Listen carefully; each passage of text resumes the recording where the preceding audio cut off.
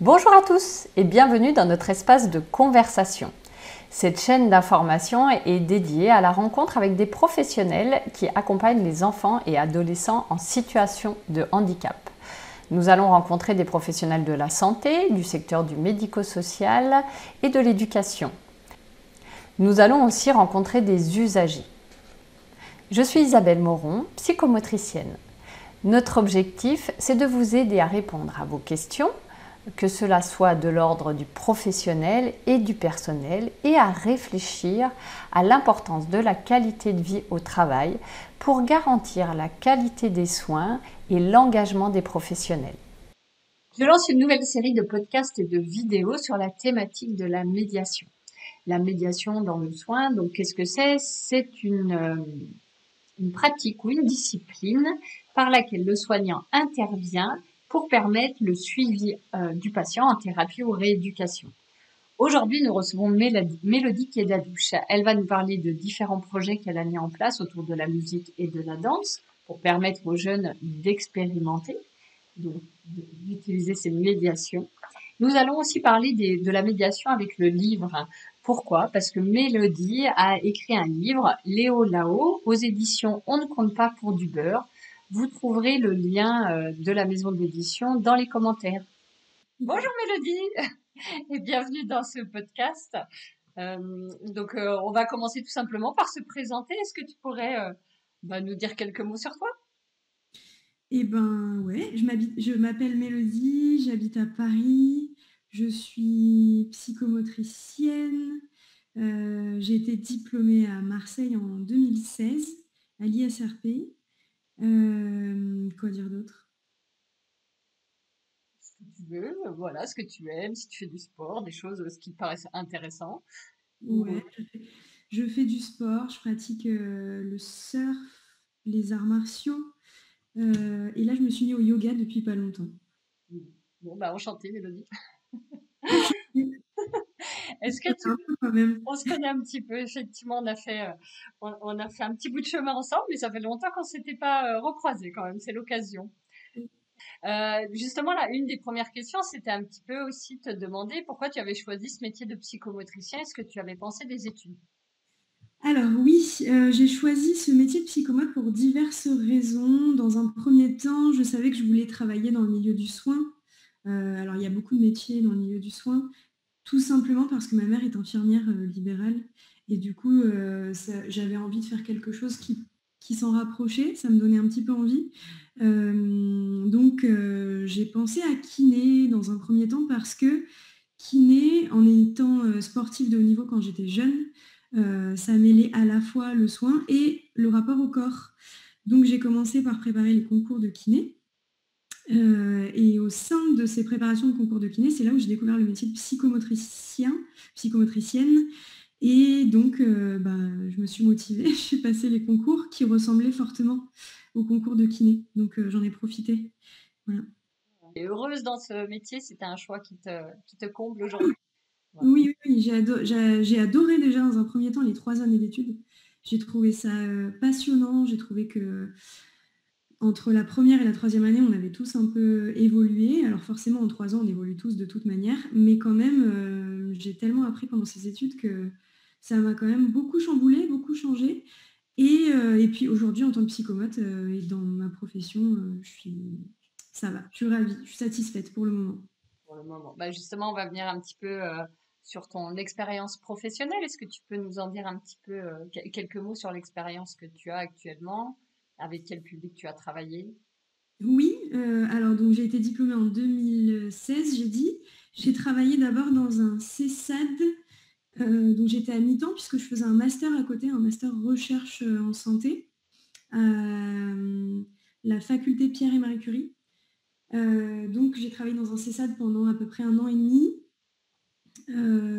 et puis suite au CESAD, j'ai travaillé directement ensuite dans une association, dans laquelle je travaille encore actuellement, qui s'appelle l'Association sur les bancs de l'école, dans le 15e arrondissement. Et ensuite, une fois que j'ai arrêté mes études, enfin que j'ai terminé mon master 2, là, j'ai pu faire du libéral. Donc, je suis aussi actuellement dans un cabinet libéral dans le 9e arrondissement à Paris. D'accord. Donc, tu travailles principalement qu'avec des enfants. Oui, je travaille principalement qu'avec des enfants. À l'association, ce sont des enfants entre 12 et 18 ans. Ils sont tous diagnostiqués TSA, donc trouble du spectre de l'autisme. Au cabinet, ce sont aussi que des enfants, donc là, c'est un peu plus varié. Ces enfants qui ont des troubles des apprentissages, TDAH, tous les 10, TSA, et qu'est-ce que j'oublie? Voilà, des particularités psychomotrices, des retards du développement psychomoteur. Ça va à peu près aussi jusqu'à 17-18 ans. Je prends pas d'adultes. D'accord. Donc, en fait, tu as quand même eu à chaque fois un peu des mi-temps et donc plusieurs emplois dans des lieux différents ou à un moment à mi-temps c'est SAD et t'en profitais pour faire tes études. Exactement, j'ai jamais eu de temps plein pour l'instant. Pour l'instant. Oui, voilà, encore une fois, pour l'instant, on sait jamais. On va faire une petite parenthèse vite fait sur la partie recherche parce que tu as fait un master. Alors, si tu peux nous en dire aussi quelque chose, même si c'est vrai que c'est pas le thème central aujourd'hui de ce podcast. Euh, j'ai fait un master recherche de 2016 à 2018. Donc, master 1, il s'appelait le master santé, qui était globalement, ça regroupait plusieurs professions. Donc, il y avait des psychomotriciens dans ce master 1, des kinés, des orthophonistes, des infirmiers, infirmières. Voilà, on n'était plutôt que des paramédicaux. Et puis c'était, comment dire, un master qui regroupait plusieurs ensuite master 2. Moi, je savais de toute façon que je voulais faire un master recherche pour mon master 2, mais ensuite il y avait plein d'autres possibilités en master 2. Donc il y avait didactique professionnelle, il y avait, alors je ne sais pas si je vais les oublier, mais il y avait d'autres masters recherche. Ça, c'était à l'époque, je sais que ça a changé aujourd'hui. En tout cas, voilà, et le master 2, c'était recherche clinique, donc de la recherche clinique dédiée aux professionnels de santé. Est-ce que la formation, les études, ça a vraiment un impact au niveau de ta qualité de vie au travail? Est-ce que pour toi, c'est quand même central dans ton cheminement professionnel? Attends, tu peux répéter la question? La question, c'est voilà, le fait de reprendre quand même les études, ou c'était dans la continuité du DE, où tu avais fait une petite pause entre? Oui. Bah, l'idée, c'était, est-ce que pour toi, les études, que ça soit les formations ou même carrément les études pour avoir un master, c'est quelque chose qui reste central pour toi dans le côté qualité de vie au travail? Est-ce que ça fait partie des choses un peu indispensables pour toi pour t'épanouir? Oui, complètement. Ouais. Ah oui, en tout cas, notamment le master que j'ai pu faire en plus, il m'a permis dans mon travail de, comment dire, alors je travaille pas dans la recherche clinique aujourd'hui, je suis toujours psychomotricienne quoi qu'il arrive, mais ça m'a permis d'avoir plus de connaissances sur notamment le BP qu'on appelle l'evidence-based practice, où en gros tu bases ta pratique psychomotrice sur tout ce qui va être recherche et comment fondé sur les preuves en fait. D'accord. Ça m'a permis ça m'a appris aussi à lire des articles scientifiques, à me baser là-dessus. Voilà, ça m'a appris des choses en plus qui me permettent d'être mieux dans mon travail aujourd'hui. Et du coup, bah, si je suis mieux dans mon travail, ben, mieux dans ma vie personnelle aussi. Bon, très bien, merci. On va commencer à rentrer un petit peu dans le vif du sujet parce que la thématique là, de ce podcast, c'est autour de la médiation dans le soin. Donc, dans Oui, les médiations, on sait qu'il y a les médiations corporelles, il y a beaucoup de médiations. Donc, toi, on va parler de deux choses. C'est que tu m'as dit que pour t'épanouir, en dehors de ton travail, tu mettais souvent en place des projets autour de la danse et de la musique. Et l'autre point, c'est autour des livres, parce que tu as aussi écrit un livre. Donc, on va peut-être commencer par les projets et après on viendra vers le métier d'écrivain ou écrivaine. d'accord. Allez. Alors, pour ce qui est de mes projets, effectivement, j'ai déjà fait un projet en dehors de mon métier de psychomote, mais qui reste quand même en lien avec, où j'ai fait un projet dans un IME avec une danseuse chorégraphe. L'idée du projet, c'était de faire vivre une expérience de danse à des jeunes en situation de handicap. Donc là, c'était plutôt des jeunes qui avaient une déficience intellectuelle, donc des adolescents. Et donc, la danseuse chorégraphe a pu euh, faire des ateliers autour de la danse. Et moi, je l'ai aidé juste à adapter un petit peu toutes ces idées aux difficultés intellectuelles et motrices des jeunes. Donc voilà, ce projet-là, ça a été sur plusieurs mois. On a fait une dizaine de séances, je crois à peu près. Et c'était super intéressant. On a fait ça donc que sur les vendredis après-midi. Et voilà, je fais ça en plus de mon travail comme ça. Pour le plaisir, pour t'épanouir, c'est ce que tu m'avais dit. Exactement. pour m'épanouir. À côté, quoi d'autre? J'ai été formatrice aussi, je te l'avais pas dit, mais j'ai fait des formations, au CRAIF et dans un IME, juste au profil sensoriel de Dunn, qui est un questionnaire sensoriel. Voilà, ça j'ai fait en plus aussi. Voilà, j'ai proposé, on m'a dit OK et j'y suis allée puisque je maîtrise bien cet outil, j'ai été formée et je l'utilise régulièrement. Donc ça m'a fait aussi sortir de mon travail, disons, quotidien et habituel. D'accord. Et je crois que tu en prépares un dernier autour de la batterie, c'est ça? Ah oui, aussi, Eh oui. exact. C'est vrai, autour de la batterie. Alors pour l'instant, c'est pas encore certain, mais je prépare un projet avec une batteuse où on aimerait bien, un petit peu comme avec la danseuse, proposer à des jeunes en situation de handicap des ateliers autour de l'expérience de vivre, comment dire, expérimenter autour de la musique et des percussions. Voilà. Donc pareil, elle serait l'artiste en question, elle serait la batteuse Ah, une barre psychomote, donc pour essayer d'adapter toutes ces idées artistiques aux jeunes. d'accord. Bon, ça a coupé un petit peu, mais je pense effectivement c'est le regard croisé hein, entre la musicienne et toi, et vous arrivez à travailler un petit peu le rythme, différents éléments. Et donc ça m'amène à poser la question, bah, comment ça se prépare tous ces projets? Est-ce que tu aurais des conseils à donner? Parce qu'en fait ça donne envie hein, de créer ces projets, mais parfois on va avoir un peu ce syndrome de l'imposteur, où on va pas oser les proposer, ou même dans la démarche administrative, comment on démarche ces projets. Comment éventuellement aussi on peut avoir des subventions ou des fonds. Je ne sais pas si vous en avez eu. Oui. Alors, pour ma part, il y a eu des fonds effectivement qui ont été donnés à l'IME en question. Donc, ça a des noms, tous ces fonds-là. Moi, c'est pas moi qui ai dû gérer tout ça. Moi, j'étais juste en lien avec cet artiste. On a eu l'idée ensemble. Donc là, c'est pareil autant pour la danseuse que pour la batteuse, hein.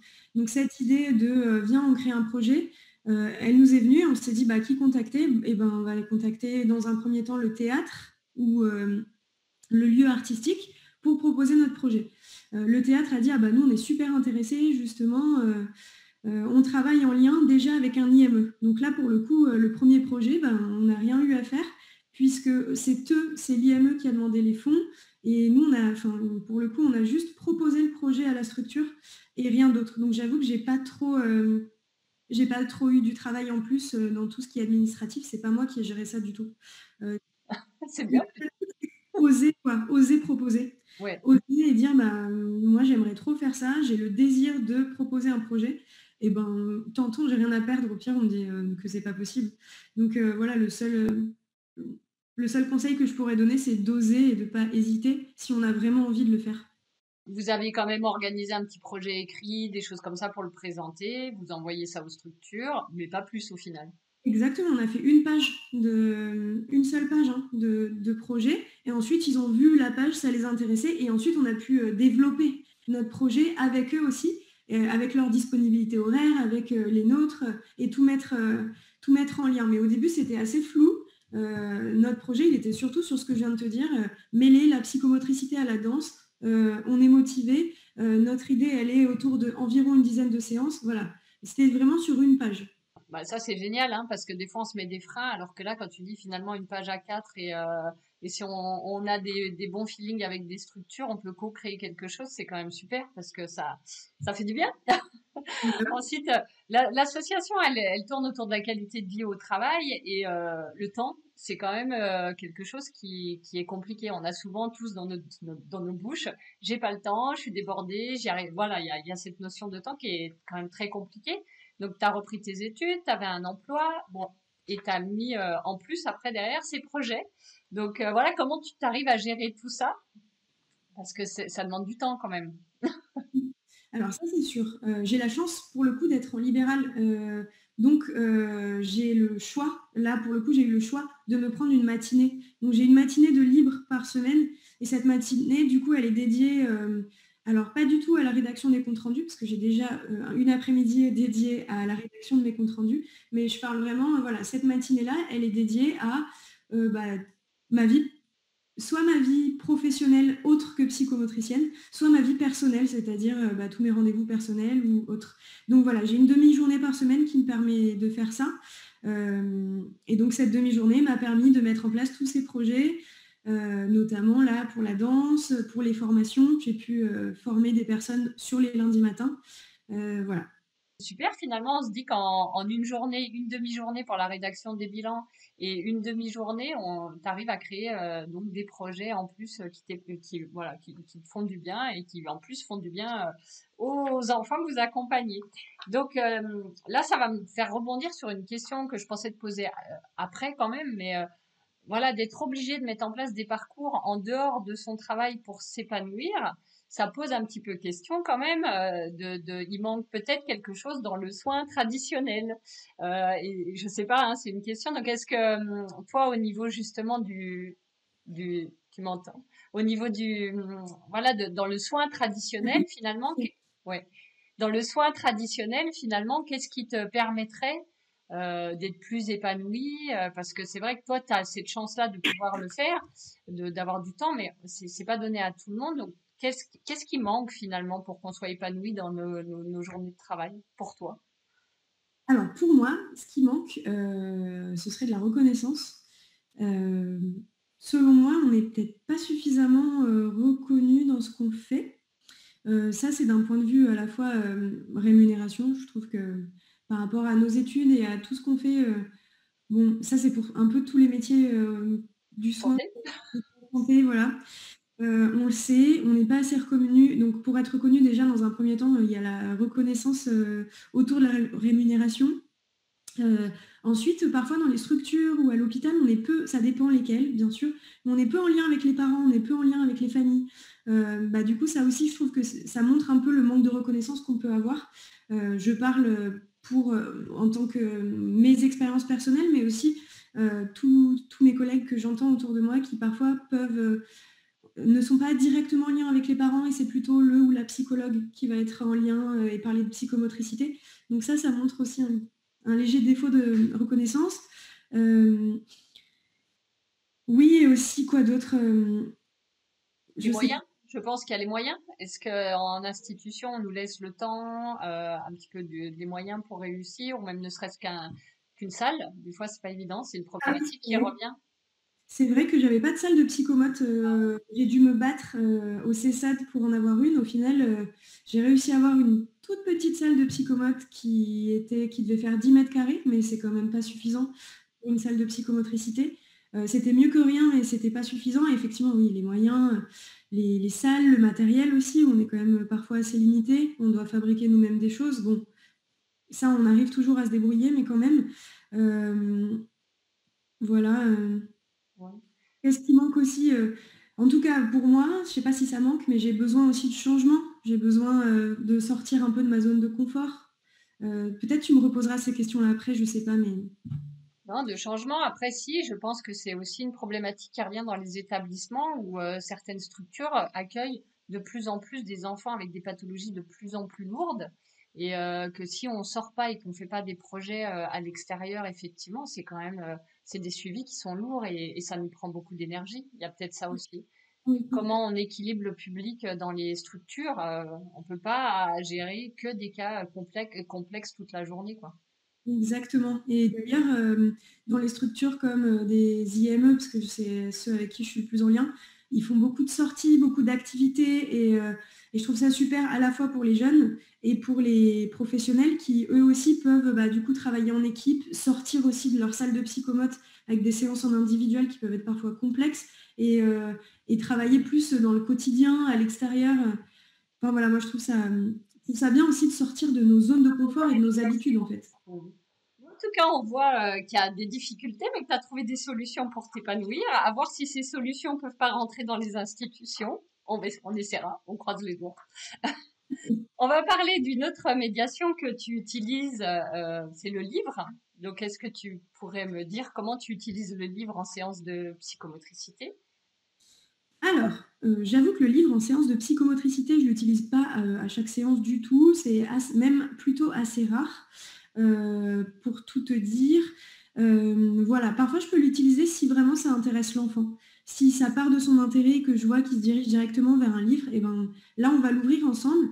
Le livre, il peut servir donc un peu à tous les âges. Moi, c'est plutôt avec des petits que je vais l'utiliser.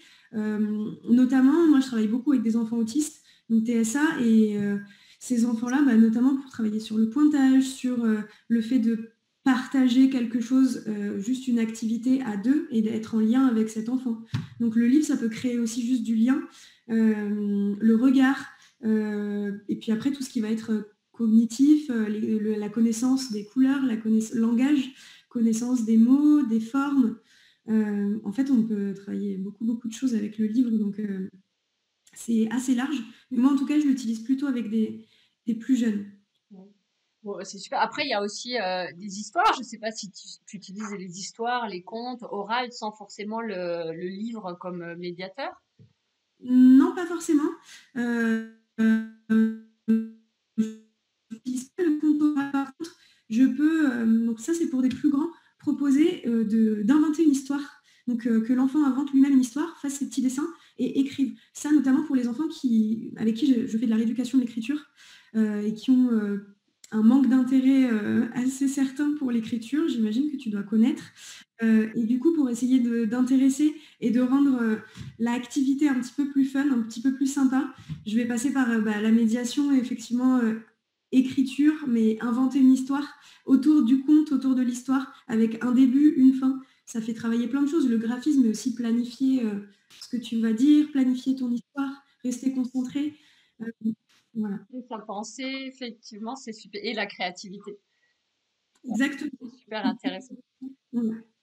Bon, le livre, c'est quand même une thématique qu'on apprécie effectivement et qu'on aime utiliser en séance, mais quand même, c'est quand même un médiateur que tu aimes, vu que tu as écrit un livre, Léo là-haut, aux éditions On ne compte pas pour du beurre. Alors normalement, on mettra le lien internet quelque part sur la vidéo. Euh, donc c'est quand même quelque chose qui te parle. Donc qu'est-ce qui t'a amené à vouloir écrire ce livre? Alors, ce livre, Léo là-haut, c'est un projet en fait qui était préexistant à la maison d'édition. Donc avant même que la maison d'édition propose ce projet à Adam Rosier, qui est l'illustrateur,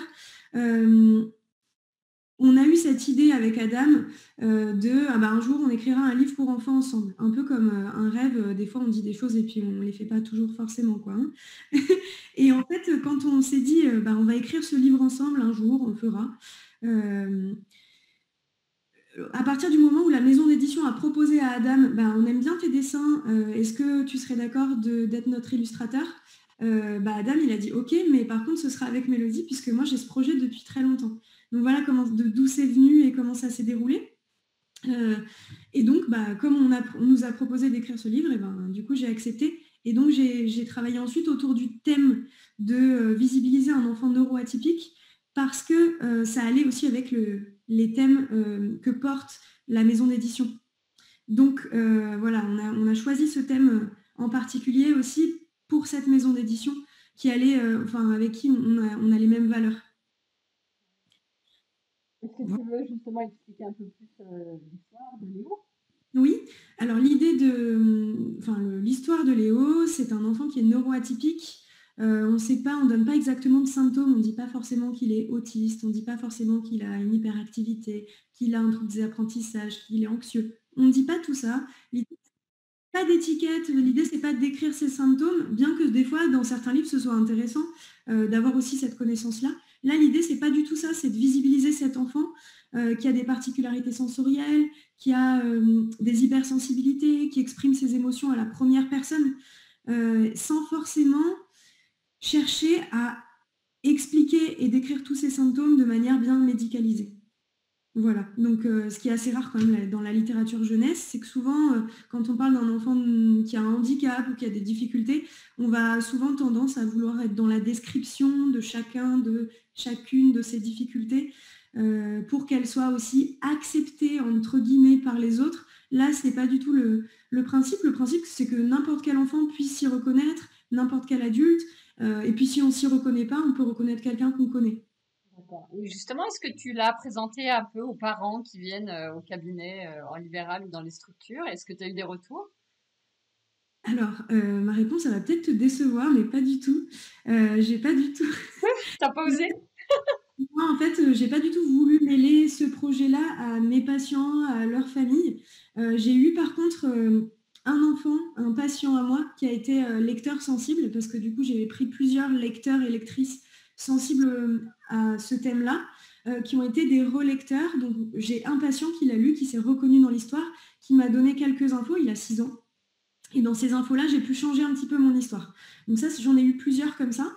Sinon, en dehors de ça, non. Par contre, l'association a dit que j'avais sorti et que j'avais écrit un livre avec Adam et du coup, il y a certains parents qui sont venus me féliciter. Après, moi, j'avoue que j'en ai pas fait la promotion et j'en ai pas fait la pub auprès des parents.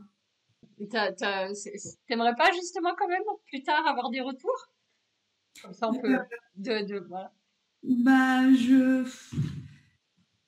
non, pas forcément. J'ai tendance à dichotomiser, à séparer un petit peu les deux, à séparer mon métier de psychomotricienne, bien que je sois consciente que les deux soient liés. Bon, voilà. Voilà. Peut-être que tu auras des retours hein, par mail, pas forcément des parents ou des patients que tu suis. Je te le souhaite en tout cas d'avoir plein de retours positifs sur ton bouquin.